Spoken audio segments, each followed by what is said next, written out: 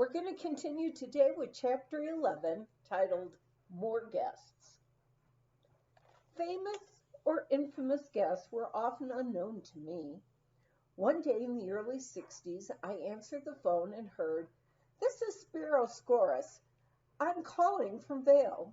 My wife and I are driving through from Vale with our 4 children and their French governess. We've been told your place is a fun place to stay. Unfortunately, we can only stay one night as we have to catch a plane for New York in the morning." Assuring him that we could take care of them, I wondered, who is Spiro Scoris?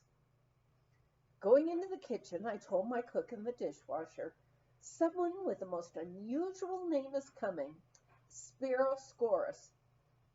The dishwasher exclaimed, "Why, he's a Greek shipping magnate."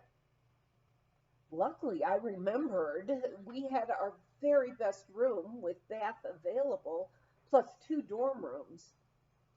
A wild snowstorm developed, and I feared they wouldn't get over Vale Pass. After almost giving up on their arriving, a car drove up. I stood at the door to welcome the Scoris family.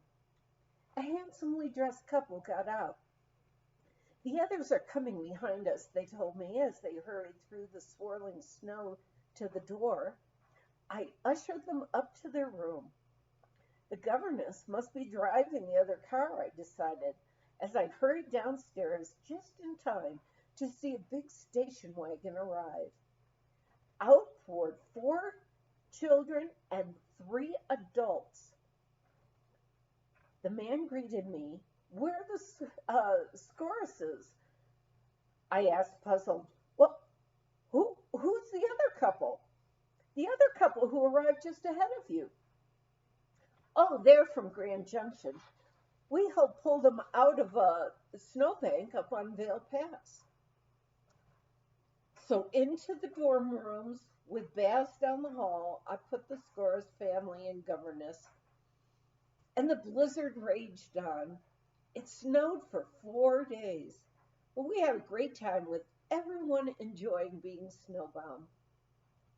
One of the Scoris youngsters asked me, "Does the mail really come in by dog sled?" Aha, I thought. The stories the rest of the guests are handing out to the new guests are going along as usual.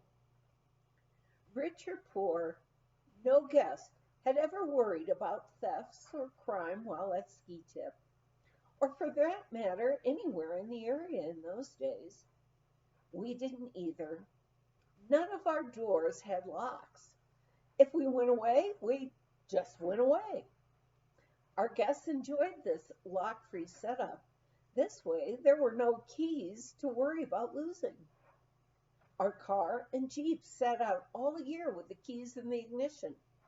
After all, if one locked up, one might forget where he placed the keys. This also was the case with our skis at the ski area. Often, if I decided to take a run at the end of the day, I'd find the ski school locked when I got down to the bottom. I would just leave my skis outside of the building, and they were always there the next morning. There was an exception during one Christmas vacation. We had had snow and more snow. I was looking forward to the first day the storm would end and the sun would come out. A young couple who had made reservations for the holidays were bringing their grandmother.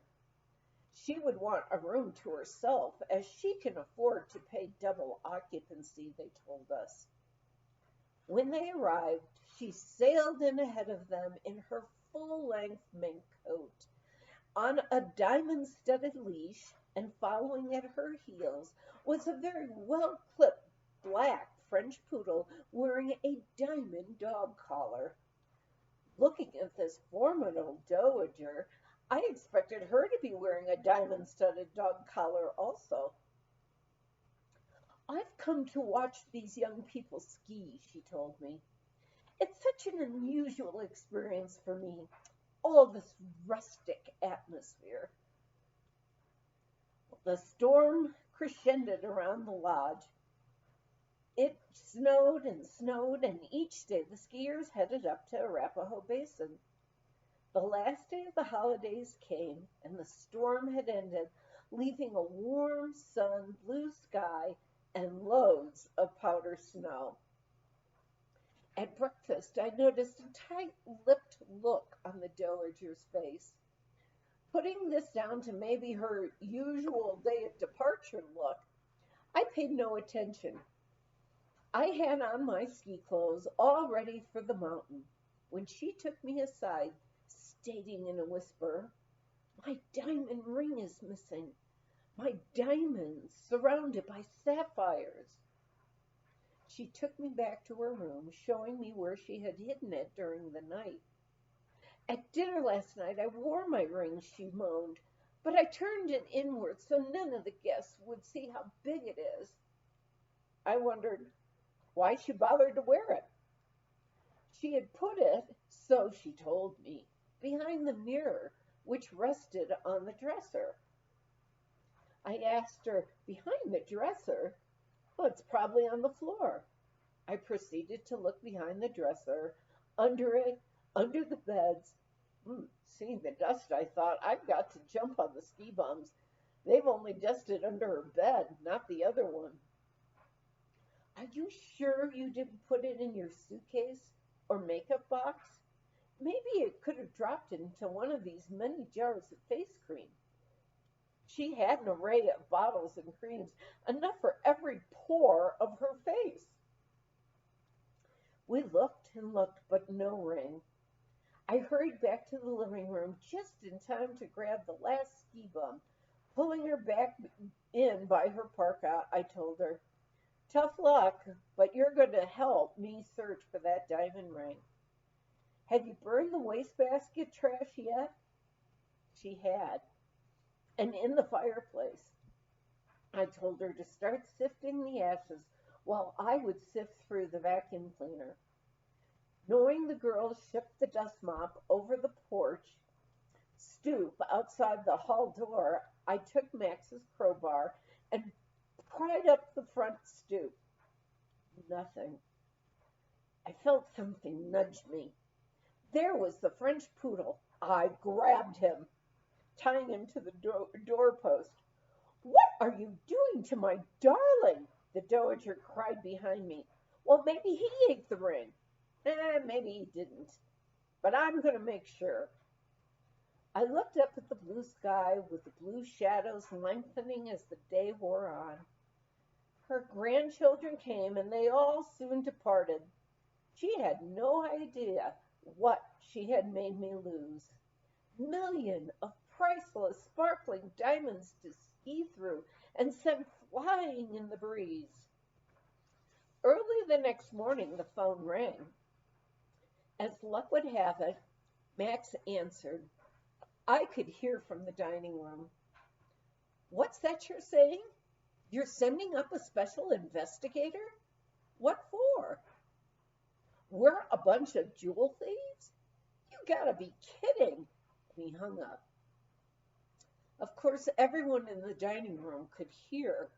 With my telling of it all and my lost day of skiing, they sympathized. And then they hooted with laughter. The ski bums loved it. "Didn't know we were a bunch of jewel thieves." "Why," said one in a Cockney accent, "I'm a bloody cat burglar." Needless to say, our present guests would not let this drop. They all departed at the end of the holidays, but early in January, Western Union phoned from Leadville. "Mrs. Dercum, we've got a strange wire for you." She proceeded to read it. "Jewel thieves, relax. Found the knife. Signed, the Milwaukee Goon Squad." And then she continued, "And here's another telegram. Signed, the Chicago Syndicate." Oh, those guests of ours. The next morning, Western Union called with a telegram from Hollywood. "Mr. and Mrs. Max Dercum, Ski Tip Ranch, Dillon, Colorado. Ring found. caught inseam of jersey lining negligee. Profound apologies for disturbing you. Happy New Year. And she hadn't let me search her suitcase. When the copy of the telegram arrived, I read it with anger, and then I started to laugh, and suddenly I felt sorry for her.